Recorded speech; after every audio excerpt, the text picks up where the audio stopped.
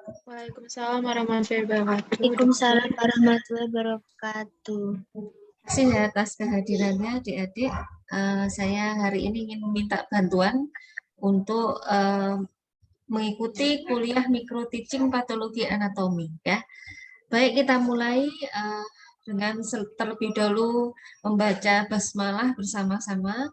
Bismillahirrahmanirrahim, dan juga doa untuk belajar ya. Robis rohli sodri wa yasir li amri wa hlul 'uqdatam min lisani yafqahu qawli robbi zidni ilma warzuqni fahma. Ya, jadi hari ini saya ingin memperkenalkan ya tentang patologi anatomi. Jadi apa itu patologi anatomi? Tapi sebelumnya saya akan memperkenalkan diri saya terlebih dahulu ya. Jadi saya share screen dulu.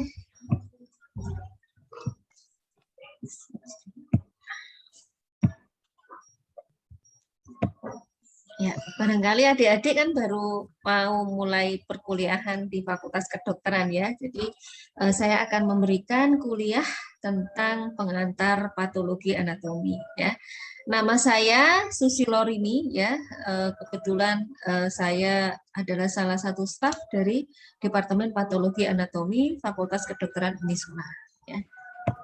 Nah, jadi ini kurikulum vitae saya ya. Jadi bisa dicatat ya.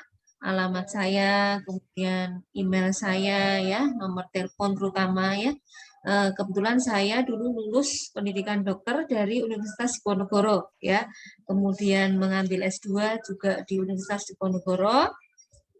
Mengambil spesialis patologi anatomi juga di Universitas Diponegoro, dan kemudian saya melanjutkan mengambil S3 di Universitas 11 Maret Semarang ya, Surakarta ya, dan alhamdulillah sekarang saya kembali mengabdikan diri di FK Uniswa ya. Nah, kita hari ini mau apa sih gitu ya? Kita hari ini mau kuliah ya, kuliah tentang pengantar patologi anatomi ya. Di sini ada tujuannya ya, kita mempelajari patologi anatomi itu ya. Terutama kalau pada semester yang awal ya, semester awal ini kita akan mempelajari tentang apa itu patologi anatomi, kemudian cakupannya ya, kemudian juga ada konsep-konsep patologi ya, ada 4 aspek patologi dan macam-macam pemeriksaan patologi anatomi. Jadi di sini ada pokok bahasan yang harus kita mengerti ya, dan diharapkan nanti setelah kuliah kalian akan lebih jelas tentang apa itu patologi anatomi. Nah, nanti akan saya sampaikan beberapa menit untuk penyampaian materi, hanya 20 menitan saja ya, dan ada kuisnya nanti ya. Nah, sebelumnya saya ingin tanya, kalau dengar patologi anatomi, kira-kira kalian sudah ada bayangan belum? Apa sih itu patologi anatomi? Barangkali ada yang mau men-share ya, men-share tentang pengalamannya, silakan. Kan ini kaitannya sama pengalaman kalian nih. Pernah dengar nggak apa itu patologi anatomi? Ada siapa di sini ya? Oh ya, Maharani nih. Ayo Dek Maharani. Baik, dokter mau menjawab. Setahu saya patologi anatomi itu cabang ilmu kedokteran yang mempelajari organ dan jaringan tubuh dokter. Begitu. Amazing ya. Terima kasih. Memang betul ya, itu mungkin pengalamannya Dek Maharani begitu. Tadi ada satu lagi, siapa Dek? Fahrul Arham ya. Namanya siapa tadi ya? Dek Fahrul ya. Oh ya, silakan Dek. Kalau izin menjawab dokter, kalau setahu saya patologi anatomi itu adalah ilmu untuk mempelajari penyakit yang ada di dalam tubuh.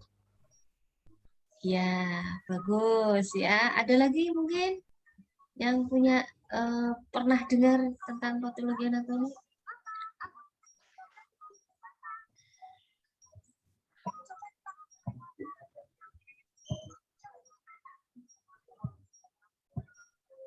Siapa nih? Alia nih kayaknya nih. Alia tuh ada banyak kayaknya di sini ya. Alia Ardina Sugio.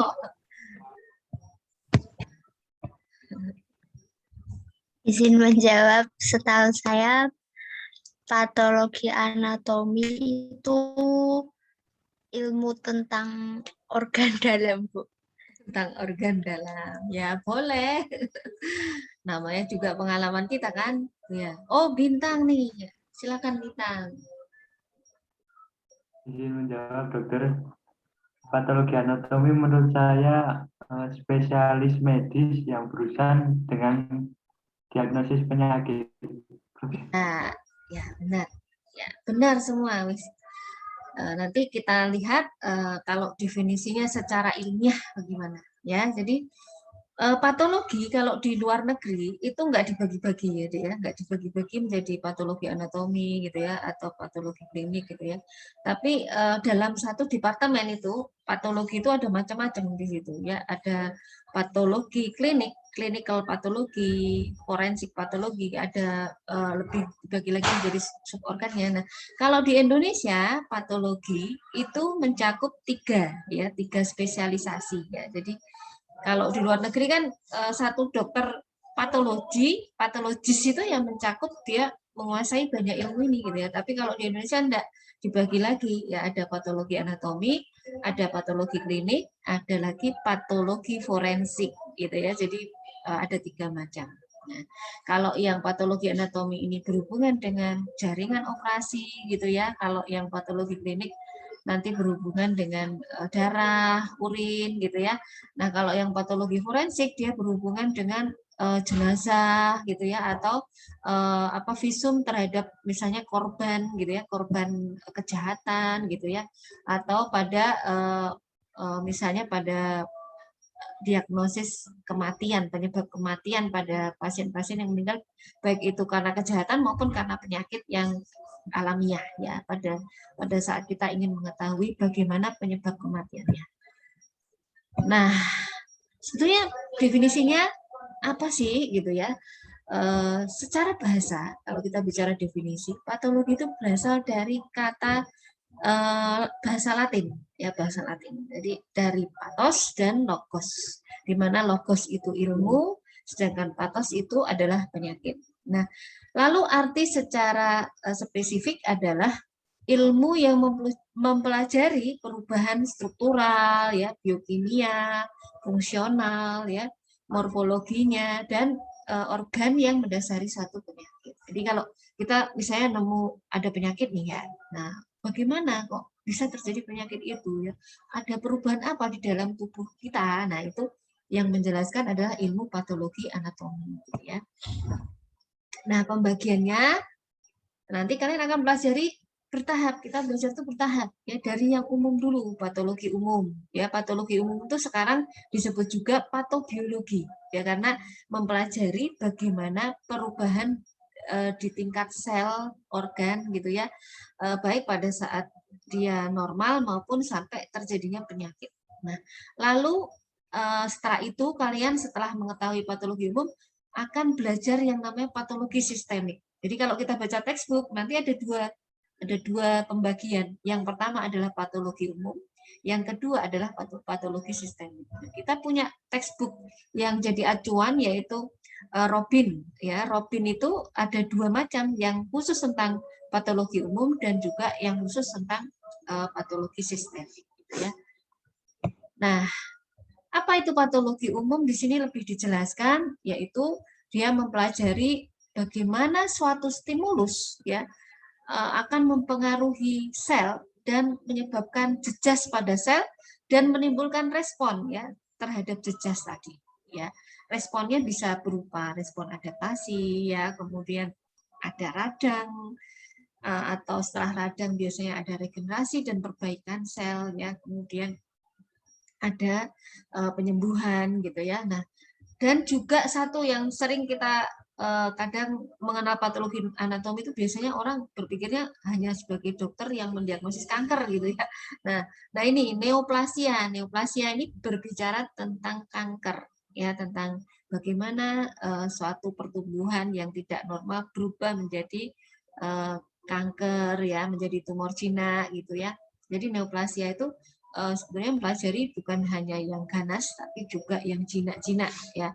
Nah, lalu patologi sistemik ya. Patologi sistemik ini ya sudah berdasarkan organ. Misalnya patologi sistem reproduksi manusia, patologi kepala dan leher, patologi gitu. Jadi sesuai dengan sistemnya. Nanti kalau kalian sudah semester atas ya, semester paling tidak semester 3 gitu ya, kalian sudah akan masuk ke patologi sistemik ya. Nah, lalu patologi anatomi itu dia mempelajari apa sih sebetulnya gitu ya. Yang lebih spesifik lagi adalah struktur atau morfologi, kemudian fungsi ya, fungsi sel, fungsi jaringan, fungsi organ gitu ya, dan hubungan kelainan dengan gejala klinik yang timbul gitu ya. Nah, jadi kalau kita mau mempelajari satu penyakit, kita harus mempelajari patologi anatomi dong gitu ya. Nah, kuliahnya akan dibagi menjadi patologi umum dan sistemik, di mana materi patologi umum itu biasanya mulai di semester kedua ya. Jadi modul patomekanisme 1, patomekanisme 2, 3 begitu ya. Di mana di sini mencakup trauma sel, kematian sel, adaptasi, keradangan akut kronis, penyembuhan luka, gangguan cairan tubuh, neoplasma, penyakit infeksi, dan patologi lingkungan. Nah, ini ujiannya biasanya ada UTS dan UAS ya. Nah, sekarang kita bicara tentang aspek patologi penyakit ya, aspek proses penyakit. Bagaimana suatu penyakit itu bisa terjadi. Nah, ada 4 aspek utama yang harus kalian analisis ya. Kenapa sih seseorang itu bisa menderita suatu penyakit gitu ya? Yang pertama adalah apa? Etiologi. Ya, etiologi. Etiologi ini tentang apa sih? Nah, etiologi tentang apa? Coba barangkali ada yang bisa menyampaikan. Siapa yang mau tunjuk jari?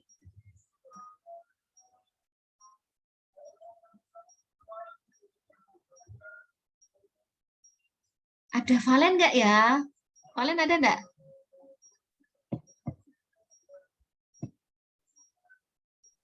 Ada, Bu. Nah, coba. Kalau menurut Valen, apa itu etiologi itu?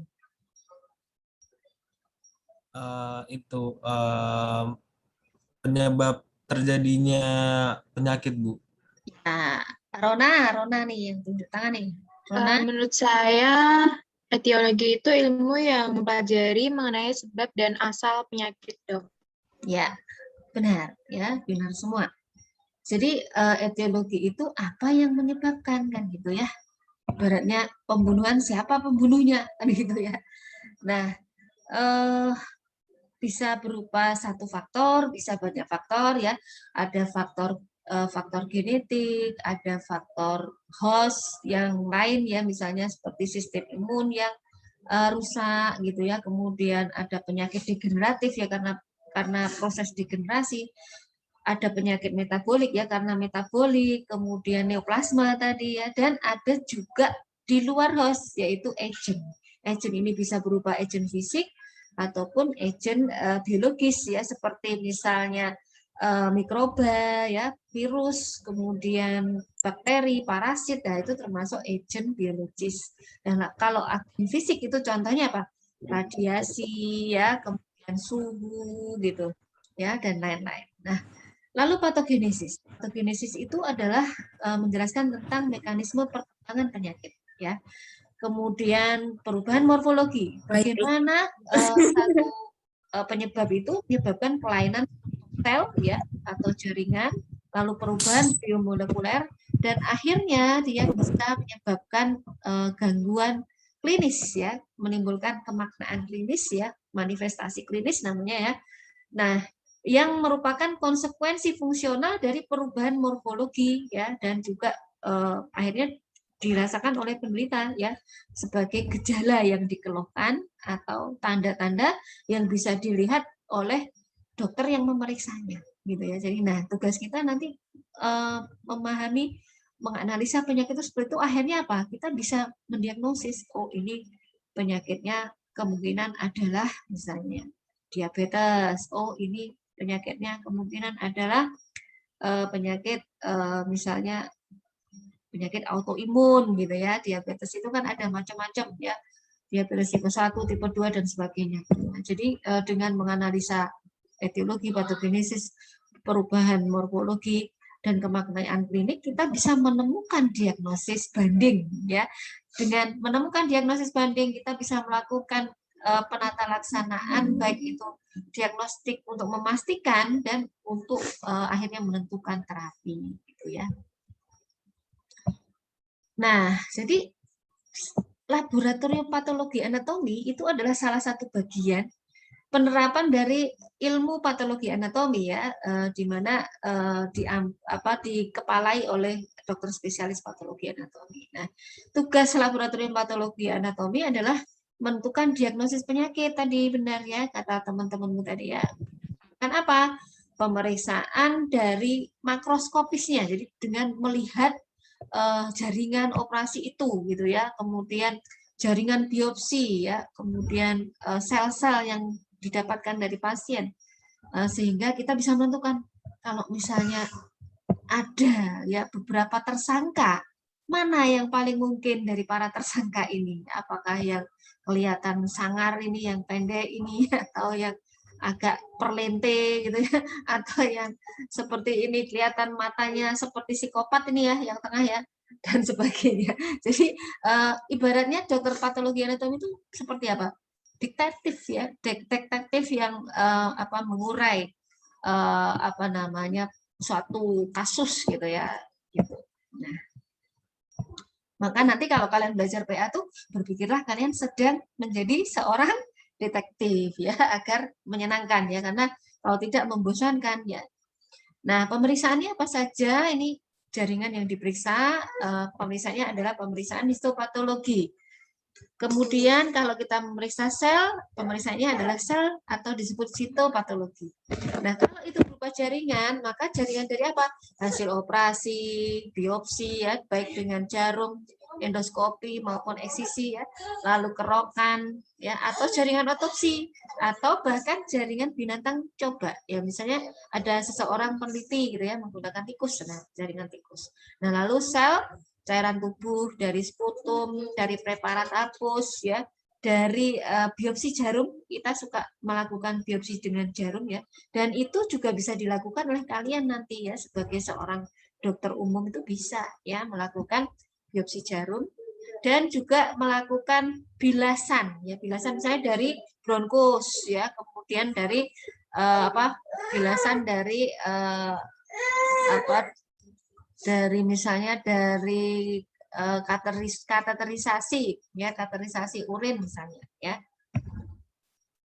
Nah, ini gambaran makroskopis itu seperti ini. Jadi kita lihat jaringan operasi ini kira-kira apa nih? Gambar apa ini? Gambar mame ya. Jadi payudara yang diambil dengan operasi mastektomi ya.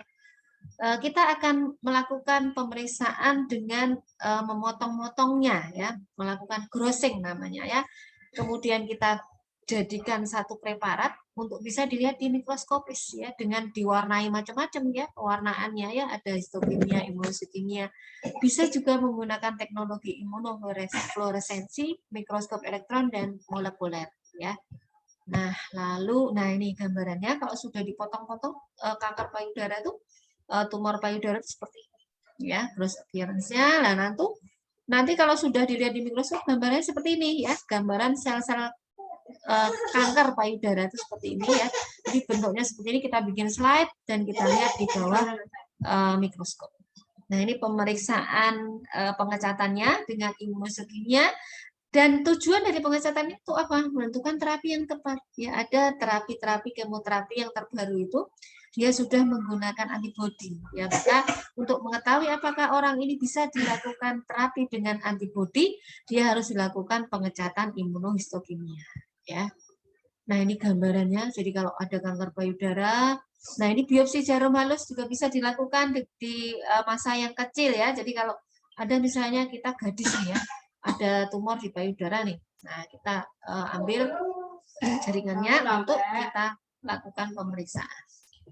Nah, lalu sitologi saluran napas seperti ini ya. Jadi kita ambil dengan menggunakan alat seperti ini, nah, atau kita batukkan, ya kita batukkan dan kita kirim ke laboratorium.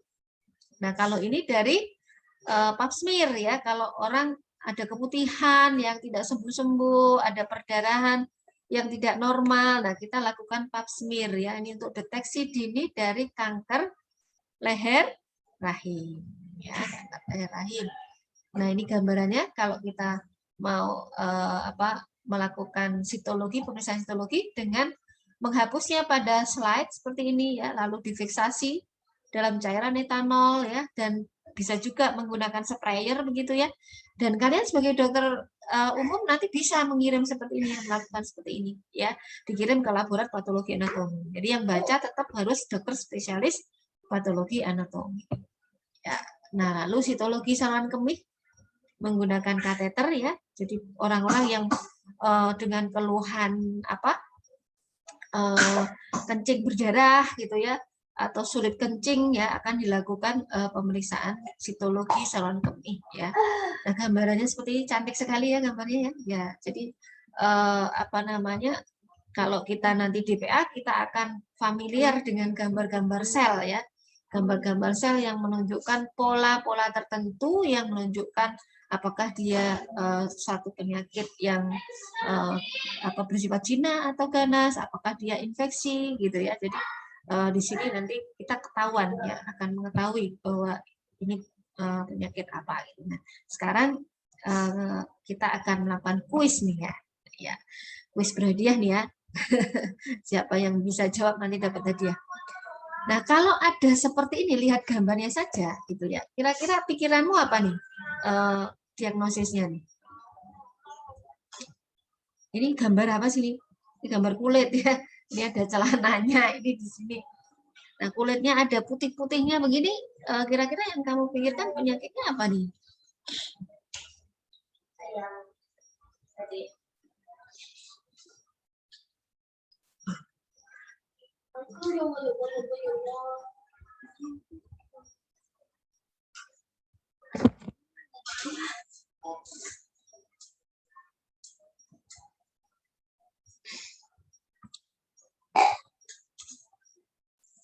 Siapa yang mau nih?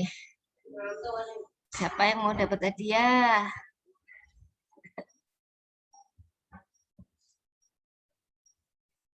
Resti barangkali. Resti biasanya nih rajin nih.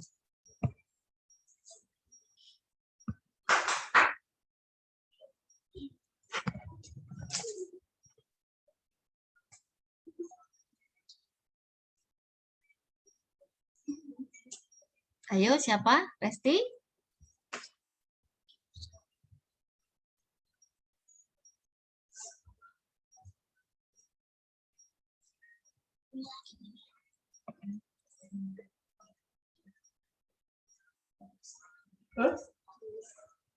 Ada Pak Ustadz Bayu. Bayu coba Pak Ustadz Bayu pakai peci nih. Pak Ustadz Bayu. Silakan. Kira-kira tebak aja, nggak usah takut salah. Namanya juga kita baru belajar.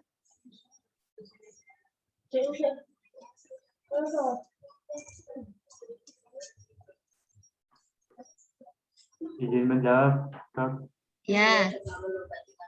Mungkin itu karena infeksi jamur. Infeksi jamur, ya boleh. Terus barangkali ada pendapat yang lain? Izin menjawab, Dok. Ya, Solihah. Mungkin terkena alergi.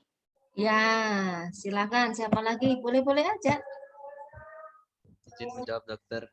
Ya, Farul. Berkelab. Mungkin itu kena lepuhan dari sinar matahari. Ya, luar biasa ya. Jadi bisa macam-macam ya pendapatnya. Terus siapa lagi? Izin menjawab, dokter. Ya. Izin menjawab, Dok. Siapa nih? Mungkin Bayu.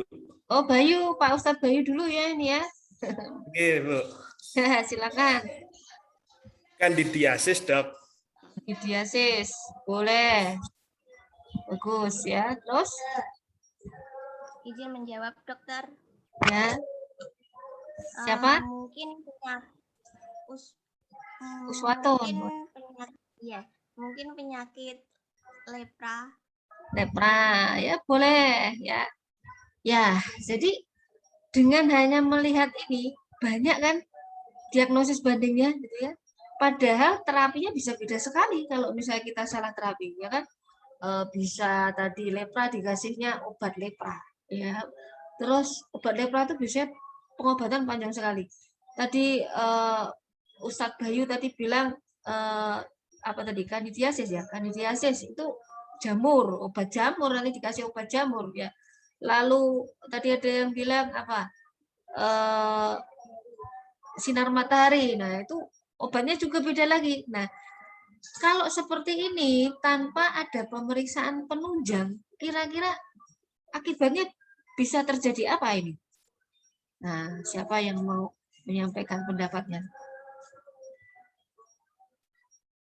Izin menjawab, dokter. Ya, silakan.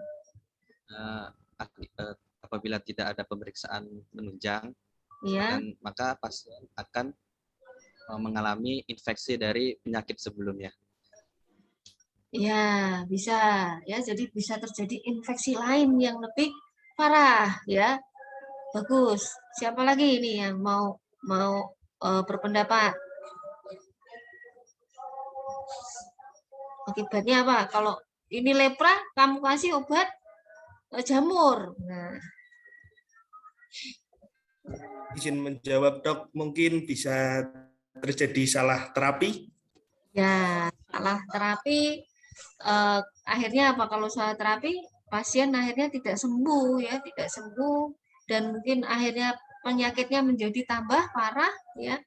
Dan itu termasuk dalam hal yang merugikan pasien ya, merugikan pasien. Itu masih penting kalau obatnya itu tidak menimbulkan efek samping yang menyebabkan kematian ya. Kalau ternyata obatnya itu menimbulkan efek samping kematian, ya akhirnya pasien bisa meninggal karena justru obat yang salah kita berikan. Nah, maka itulah pentingnya kita melakukan diagnosis yang pasti. Gitu ya. Nah, kira-kira nih kalau seperti ini, kamu mau melakukan pemeriksaan yang bagaimana? Kamu mau ambil apanya nih?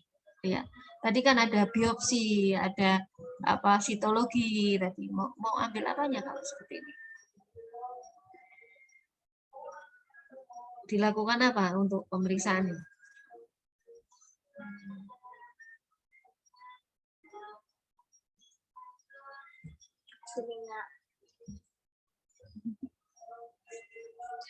Nila nih kayaknya mau jawab nih Nila nih. Apa Nila? Mau dilakukan apa Nila?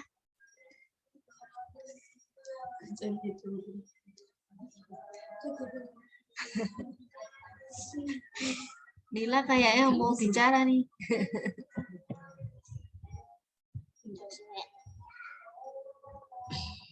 Ada siapa lagi nih?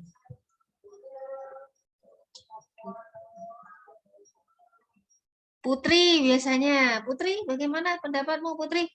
Kamu mau melakukan pemeriksaan apa Putri? Biopsi jarum apa? Mau kamu biopsi insisi atau mau kamu kerok atau mau di swab gitu ya. Kalau COVID kan di swab ya. Terus atau mau dioperasi semuanya itu, dioperasi diambil semuanya gitu. Izin menjawab, dokter. Oh ya, Azahra nih ada. Pinter nih, Azahra Nafisah Kaliswati ya. Dilakukan diagnosisnya pemeriksaan kerokan. Pemeriksaan apa? Kerokan, ya. Ya. Benar sekali ya.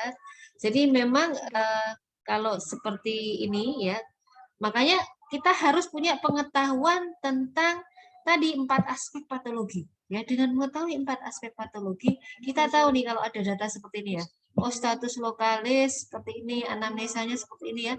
Dari dia datang dengan keluhan bercak keputihan, anamnesa sejak 2 tahun, berarti kan ini sudah lama, tidak terasa gatal. Kemudian ada status lokalis berupa bercak makulopapula berbentuk bulat, tepi yang aktif dengan squama dan central healing. Nah, ini kita sudah bisa curiga bahwa ini merupakan penyakit yang disebabkan salah satunya karena apa?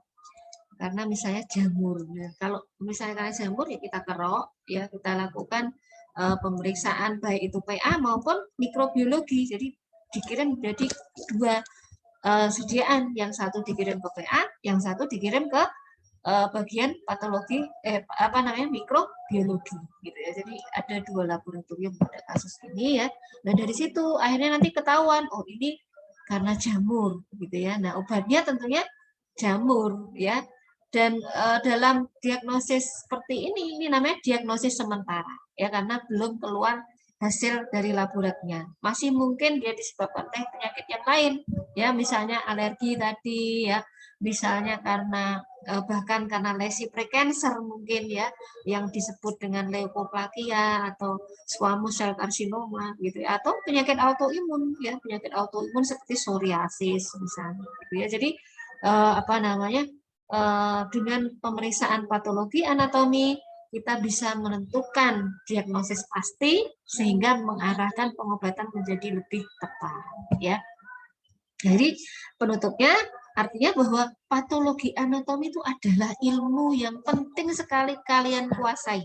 Tanpanya kalian tidak akan bisa terarah ya pola pikir dalam menganalisa penyakit ya, menentukan diagnosis dan menentukan terapi. Makanya sampai ada quote, without pathology there is no medicine gitu ya. Begitu ya. Jadi karena tanpa kita melakukan pemeriksaan patologi anatomi dan mengetahui ilmu patologi, kita nggak akan bisa menemukan jawaban dari siapa yang menjadi tersangka utama, kemudian bagaimana caranya kita mengobati atau mengatasi tersangka tersebut ya. Mengatasi penyebab penyakit tersebut. Karena penyakit itu dari awal sampai akhir harus kita ketahui 4 aspek ya, dari etiologinya, kemudian tadi bagaimana dia menyebabkan dan menyebabkan perubahan pada morfologi ya, kemudian pada biomolekulernya sehingga terjadi manifestasi klinis, sehingga kita juga tahu nanti akar masalahnya di mana ya. Mengobati pasien itu harus tahu akar masalahnya gitu ya. Dan akhirnya penata laksanaan kita sesuai dengan penyebab dan mengatasi akar masalahnya gitu ya. Nah, mungkin dari sini ada pertanyaan.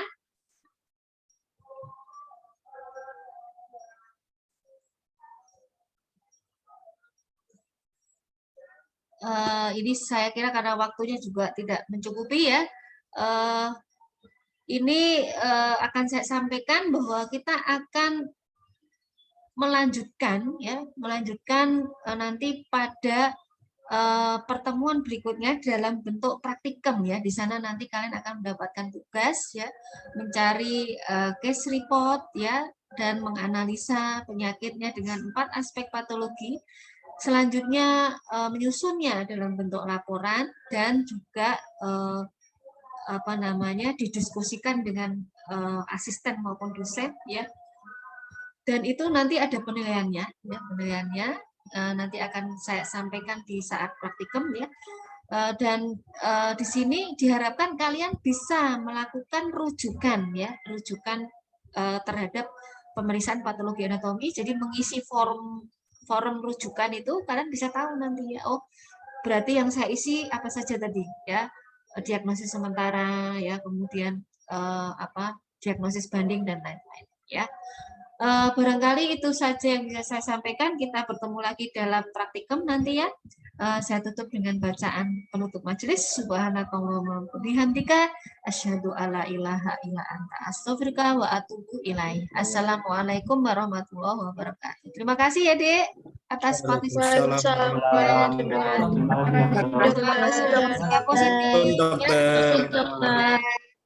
Selalu tersenyum ya sebelum kita Liv, mari kita tersenyum bersama-sama.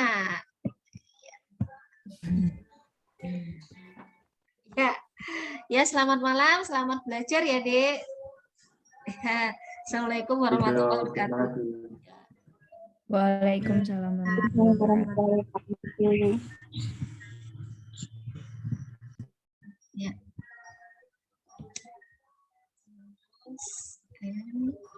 Saya end meeting ya. Iya, dokter.